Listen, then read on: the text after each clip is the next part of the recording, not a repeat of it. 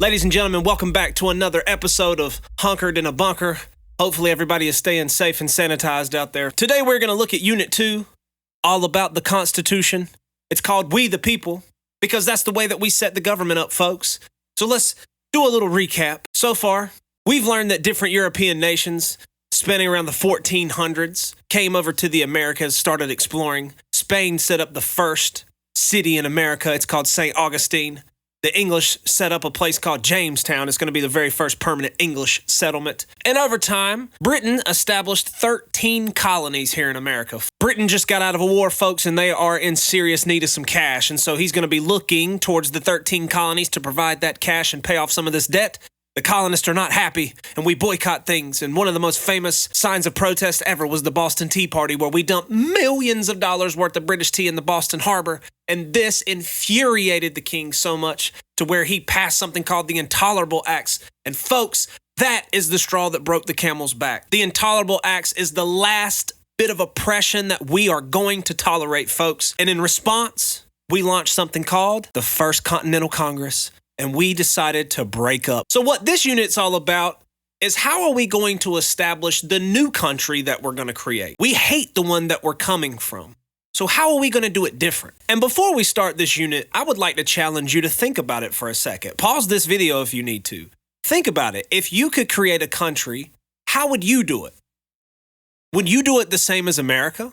Or would you do it differently? So let's find out how the founding fathers wanted to do this. It's called the nation's first governments. Well, the first thing we did was every colony became a state, and every state had its own constitution.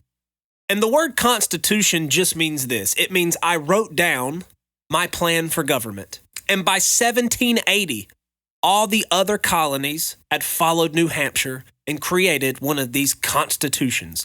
Still to this day in 2020, every state has its own constitution. North Carolina has a North Carolina state constitution. Each state not only had a constitution, but they all had similar setups of government. Each state had a lawmaking body. Again, stealing those ideas from the Magna Carta era, that King Henry era, where we're going to try to set up a parliament. We called it Congress. Every state had a leader. We called it governor.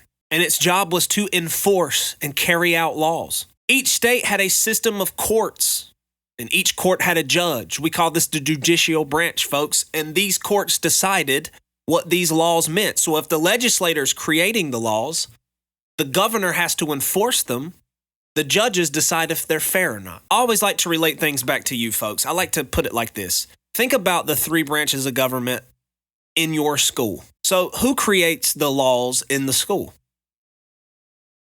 Mr. Adams. Technically, Mr. Adams and Dr. Russell are your legislature. They are the ones writing the laws. Who has to enforce the laws? Who has to make sure that people are doing what Dr. Russell and Mr. Adams say? The teachers. So the teachers are like the governor, like that executive branch. We have to enforce those laws written by the legislature. And who decides if it's fair or not? The county. The Board of Education. If you have a problem with one of the rules or laws written by Dr. Russell or Mr. Adams, or you have a problem with one of the way that we enforce the laws as the executives, as your teacher, then you carry it to the board to see if it's fair or not. Folks, that's the three branches of government in your school. And the three branches of the country work the exact same way. Congress writes the laws, the president, governor, has to carry them out, and the judges and courts decide if they're fair. Most states included a Bill of Rights, which we're going to look at North Carolina's Bill of Rights later on. The only state constitution, though, that had a complete balanced three branches, a complete system of separation of powers, checks and balances, completely equal, is Massachusetts. And this state constitution is going to be very important for when we create the United States Constitution, because we're going to steal a lot of the things that Massachusetts created in their original state constitution. So every single colony became a state, and every single state had their own constitution. This together is called the Articles of Confederation. So basically, it would be like if we took all these constitutions and we stapled them together and we just called it the Articles of Confederation. It was an attempt to try to unite the states. Our founding fathers knew we had a problem.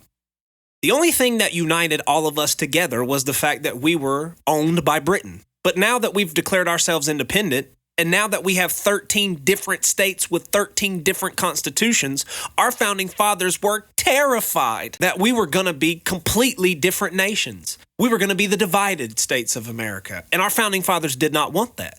They wanted 13 states to become one nation, not 13 different countries. So in an attempt to try to unite us, they created the Articles of Confederation, where they took all these constitutions and they stapled them together, and they had very loose laws because they didn't want to make anybody mad.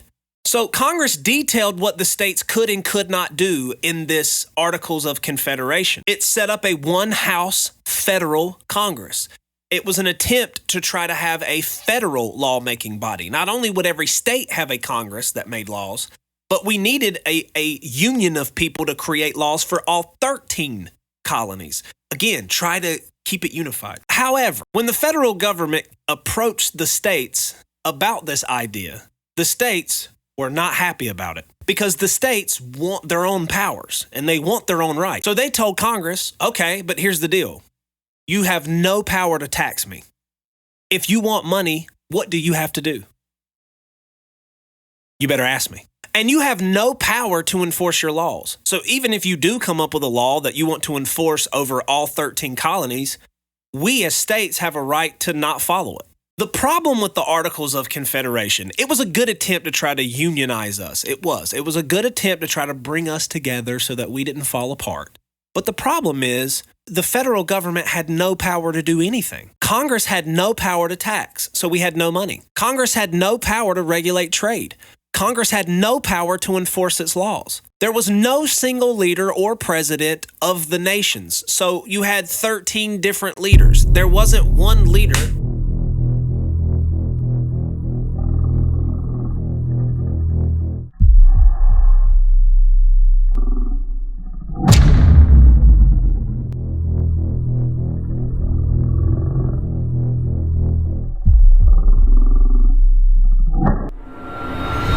There was no single leader or just one person that was over all 13 colonies. All 13 colonies had their own governors.